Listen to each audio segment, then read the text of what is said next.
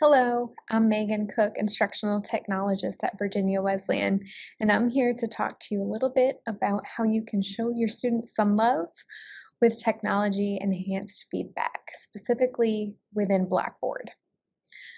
There are many ways that instructors can support student growth in the classroom, and one of those ways is by providing feedback that is timely and constructive, or what some might call tough love. Effective feedback can strengthen the student-instructor relationship, can keep students engaged, and ultimately can ensure students are meeting the learning objectives of the course.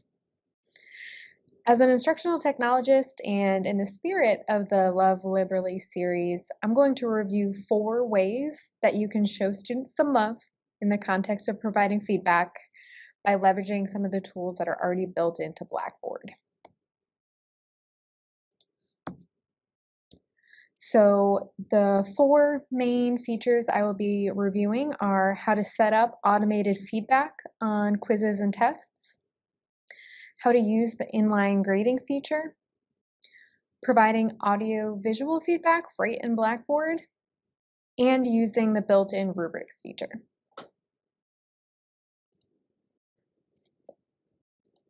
Setting up automated feedback on your quizzes and tests can help you as the instructor save time and also provide students with feedback faster.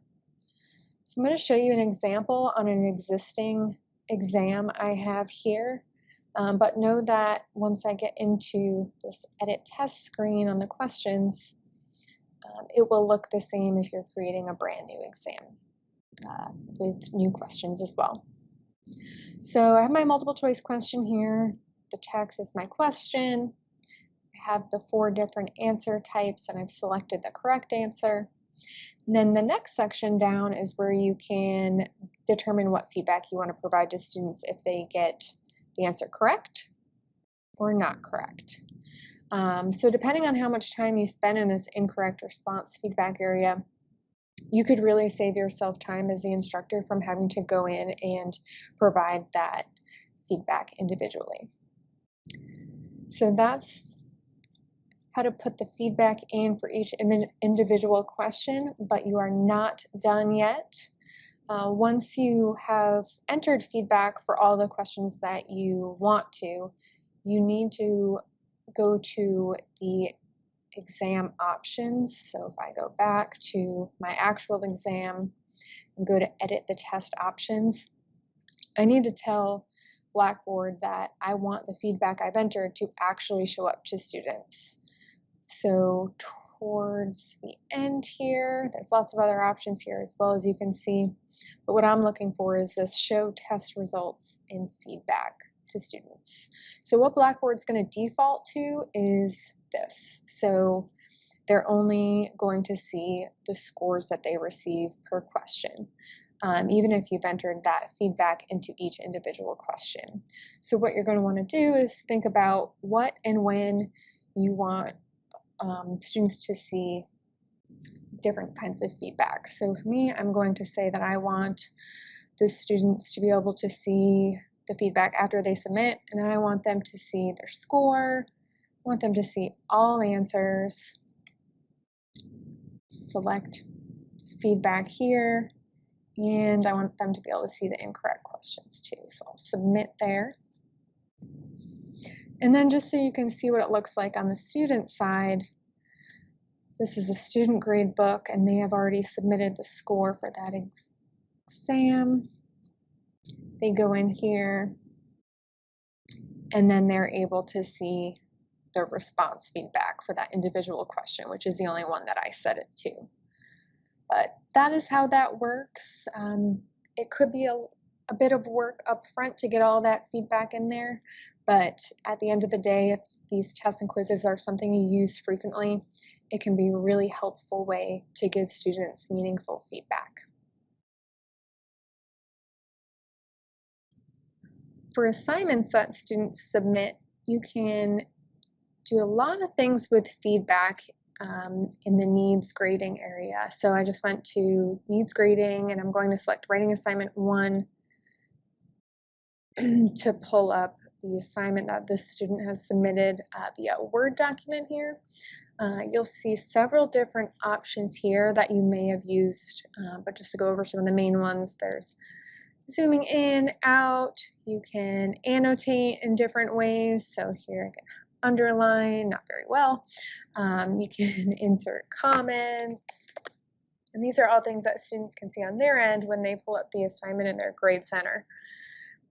You can insert a text box. Actually write right in here. And then the other place where you can provide additional feedback is over here. A little tough to find. You do have to drop this menu down. So this is just general feedback to the learner. I also like to highlight this addition sign here because you can add other files. Maybe you have a saved rubric or an example that you want to share with students. You could insert that there. The other thing I think is really neat, especially if you're a faculty who teaches online and you don't get to see your students face to face, is Blackboard's built-in feature that allows you to personalize feedback by recording your voice and optionally enabling video. And now if I go into my account as a student, select the assignment, I'll be able to see all the annotations as well as that video recording of my voice, which will open up for me here.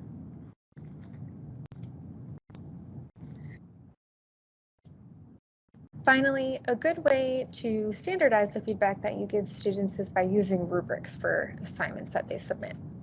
So under course tools, there's an area called Rubrics, and you can create rubrics here, and it will also show you any of the existing rubrics that you have. So for example, this one, I can edit this one. When you're editing the rubric, you'll give it a title, and then you'll get to decide which percentage each row gets, and you can also customize the different columns. You can add rows and columns as you see fit. I gave just very basic descriptions, but I'm sure that you would use something more detailed, and you can personalize the percentages for each one.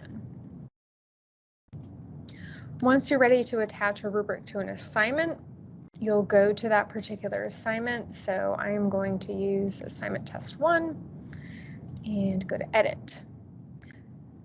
So these are also the options that will show up when you create an assignment, but I've already created this one and now I want to associate a rubric with it. So I'm going to select a rubric. It's going to be this writing assignment rubric, submit. And there's going to be a couple different options here as well. So you want this to be used for grading, and this is probably one of the most important pieces over here. You need to select whether or not you only want students to see it after grading, or if you do want to allow students to see the rubric with their scores afterwards, you can do that, which is what I'm going to do here. Select any other options that you want and then hit submit. Okay, so now when I go to my grading center and I start to grade an assignment that is associated with a particular rubric, I can find it over here again in this small drop-down arrow. I'm going to click this. It's going to allow me right here to determine what grades I'm going to give them. Adds it all up for you. You can provide additional feedback or make a manual adjustment to the grade. Save.